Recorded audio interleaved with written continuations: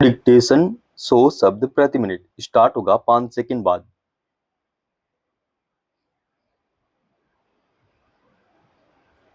Start. Iran पर Israel और America के साझा हमले के बाद हाल ही में जब युद्ध विराम पर सहमति बनी थी, तब एक उम्मीद पैदा हुई कि संभवतः दोनों पक्ष जल्दी ही स्थायी समाधान तक पहुंचने की कोशिश करेंगे। हालांकि इस बीच लेबनान पर इजराइल के हमले जारी रहने की वजह से युद्ध विराम खतरे में पड़ता दिखा। इसके बावजूद पाकिस्तान के इस्लामाबाद में अमेरिका और ईरान के बीच वार्ता से यह उम्मीद बंधी थी कि संभवतः युद्ध खत्म होने की कोई राह निकलेगी, मगर वार्ता की विफलता की जैसी जैसी खबरें आई, वे निराश करने वाली हैं। दरअसल रविवार को बातचीत खत्म होने के बाद अमेरिका के उपराष्ट्रपति जेडी वेंस ने कहा कि अमेरिका और ईरान के बीच फासला कम करने और समझौता कराने की पूरी कोशिश की गई, लेकिन हम किसी समझौते तक नहीं पहुंच सके। दूसरी ओर ईरान की ओर से कहा गया कि अमेरिका की हृदयत्यधिक गौरवान्वित मांगों है और उसके रुख में लचीलापन न होने के कारण दोनों देशों के बीच हुई बातचीत किसी समझौते के बिना खत्म हो गई।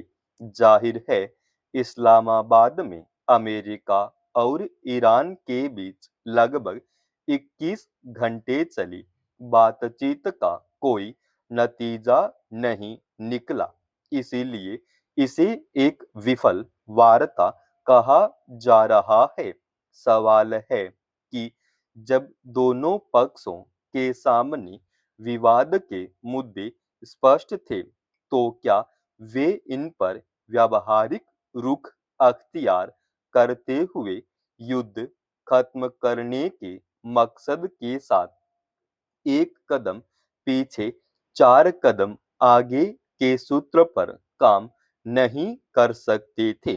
अमेरिका किसी भी समझौते तक पहुंचने के लिए ईरान से परमाणु हथियार नहीं बनाने और इस क्षमता को हासिल करने के लिए जरूरी उपकरण जुटाने से दूर रहने का आश्वासन चाहता है।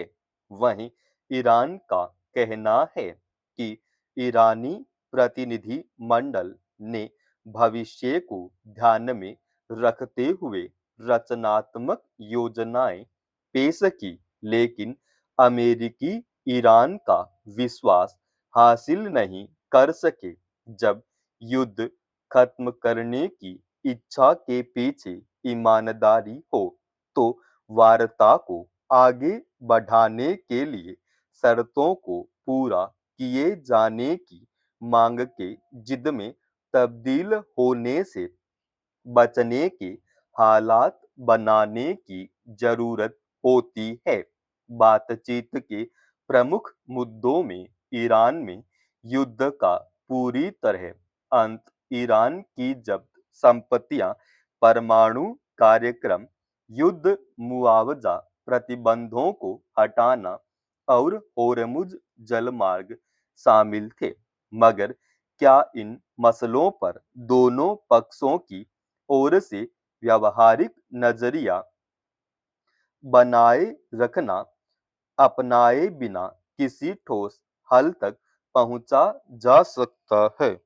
और यह समझना मुश्किल है कि जब ईरान के मुताबिक 14 दिनों के युद्ध विराम की शर्तों में लेबनान पर भी हमले रोकना भी शामिल था, तो इजराइल को लेबनान के नागरिक ठिकानों पर हमला करके शांति की उम्मीद पर चोट करने की क्या जरूरत थी?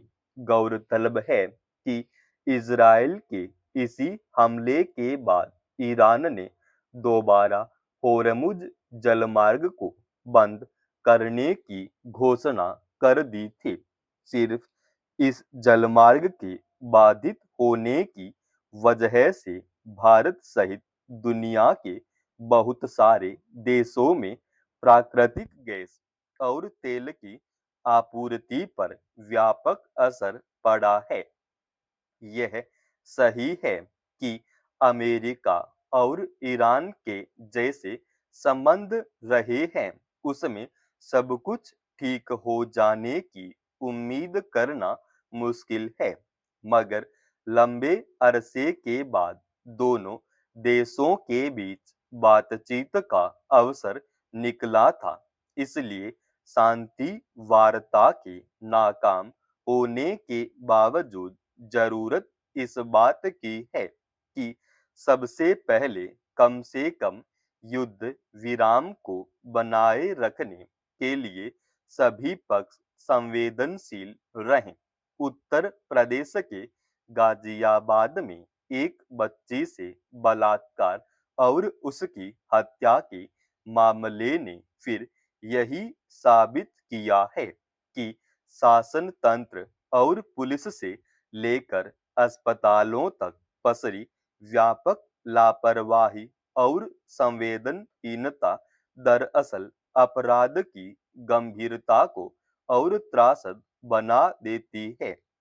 यह कल्पना करना भी मुश्किल है कि एक मासूम के खिलाफ पहले अपराधी बर्बरता से पेश आता है, फिर दो निजी अस्पतालों को उसके जीने मरने की परवाह नहीं होती और पुलिस भी घनघोर लापरवाही बरतती है।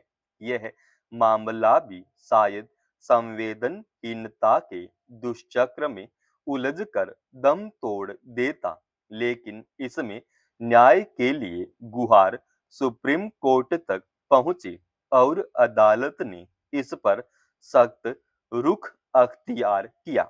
खबरों के मुताबिक मजदूरी करके गुजारा करने वाले एक व्यक्ति की 4 वर्षीय बेटी से पड़ोस के एक युवक ने बलात्कार किया और ईंट से वार करके उसे मरने के लिए छोड़ दिया।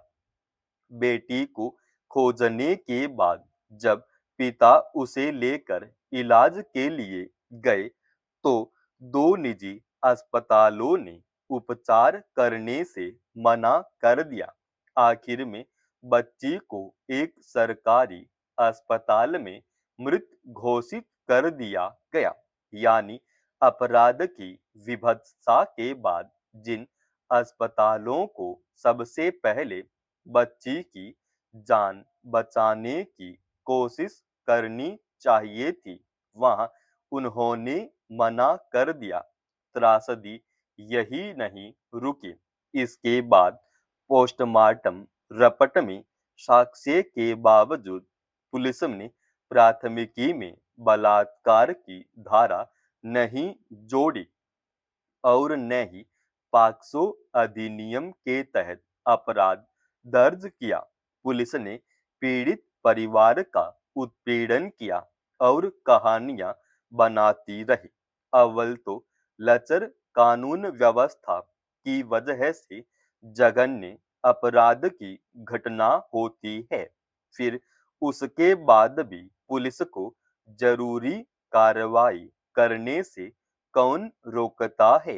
यह बेवजह नहीं है कि सुप्रीम कोर्ट ने इस मामले में राज्य सरकार, संबंधित थाना प्रभारी, दोनों निजी अस्पतालों और कार्यकारी मजिस्ट्रेट के प्रति सख्त रुख अख्तियार किया है।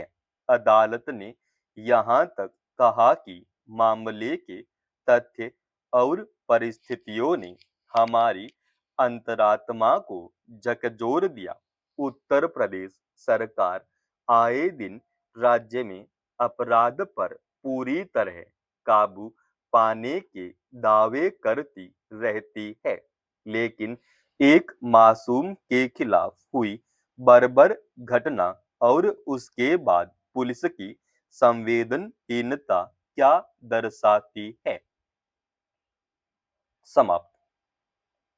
दोस्तों, रोजाना ऐसे एडवांस डिक्टेशन के लिए चैनल को आप अभी सब्सक्राइब कीजिएगा और आज के इस डिक्टेशन का पीडीएफ फाइल हमने हमारे Telegram channel study with HP Swami पर डाल दिया है, जिसका लिंक इसी वीडियो के डिस्क्रिप्शन में डाल रखा है।